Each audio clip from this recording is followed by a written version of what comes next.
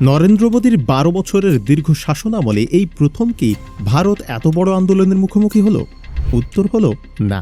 ২০১৪ সালে ক্ষমতায় আসার পর থেকে মোদী সরকারের অনেক নীতি ও আইনের বিরুদ্ধে একের পর এক ঐতিহাসিক আন্দোলন দেখেছে বিশ্ব।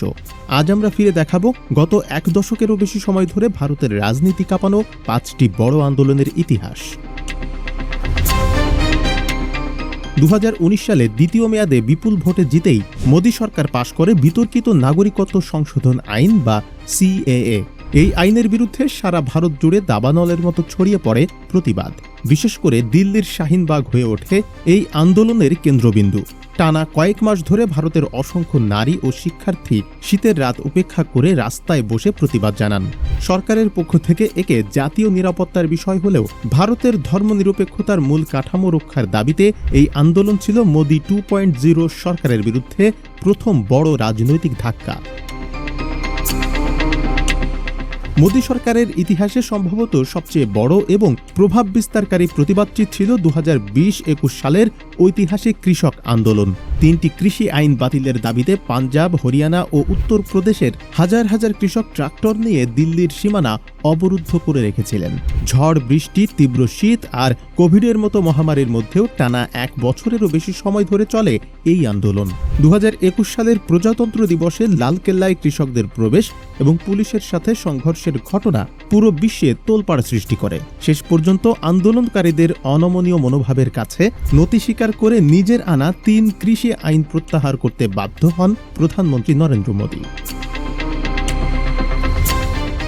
কৃষক আন্দোলনের রেশ কাটতে না কাটতেই ২০২২ সালে সেনা নিয়োগে অগ্নিপথ নামক চুক্তিভিত্তিক ৪ বছরের স্কিম নিয়ে আসে কেন্দ্রীয় সরকার।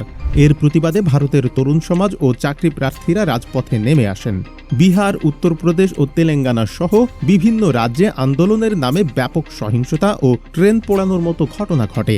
ভারতের প্রতিরক্ষা ব্যবস্থার ঐতিহ্য নষ্ট করা এবং তরুণদের ভবিষ্যৎ অনিশ্চিত করার অভিযোগে এই আন্দোলন পুরো ভারত জুড়ে সরকারের প্রতিরক্ষা নীতির বড় ধরনের সমালোচনা তৈরি করে। ২০২৩ সালে ভারত এক অভূতপূর্ব দৃশ্যের সাক্ষী হয়।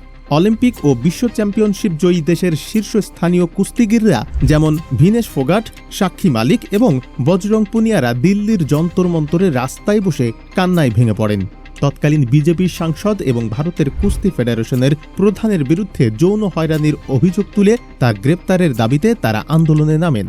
দেশের হয়ে শোনা যেতে অ্যাথলেটদের রাজপথে পুলিশের হাতে টানা হেঁচড়ার ছবি মোদী সরকারের ভাবমূর্তির উপর বড়সড় দাগ ফেলে দেয়।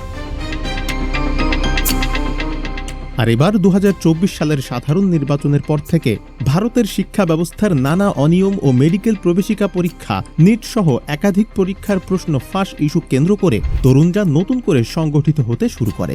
বিচার বিভাগের একটি বিতর্কিত মন্তব্যের প্রতিক্রিয়া থেকে জন্ম নেওয়া এই স্যাটায়ারিক্যাল সিজেপি আন্দোলন দ্রুতই এক বিশাল ছাত্র গণ আন্দোলনে রূপ নেয়। লাখ লাখ শিক্ষার্থী ও মধ্যবিত্ত পরিবার এখন শিক্ষামন্ত্রীর পদত্যাগ ও শিক্ষা সংস্কারের দাবিতে দিল্লির রাজপথ অচল করে রেখেছে। ২০১৪ থেকে ২০২৬ সালের এই দীর্ঘ ১২ বছরে নরেন্দ্র মোদীর শক্তিশালী নেতৃত্ব যেমন প্রশংসিত হয়েছে, তেমনি মোদী সরকারের সিদ্ধান্ত ও নীতির বিরুদ্ধে ভারতের সাধারণ মানুষ, কৃষক, শ্রমিক এবং তরুণ সমাজ বারবার রাজপথে নেমে তাদের অধিকার দাবি করেছে। মোদী সরকারের জন্য প্রতিটি আন্দোলনের বার্তা কিন্তু একটাই ছিল: বিশ্বের সবচেয়ে বড় গণতন্ত্রে জনগণের কণ্ঠস্বরকে কোনো সরকারই দীর্ঘমেয়াদে চেপে রাখতে পারে না।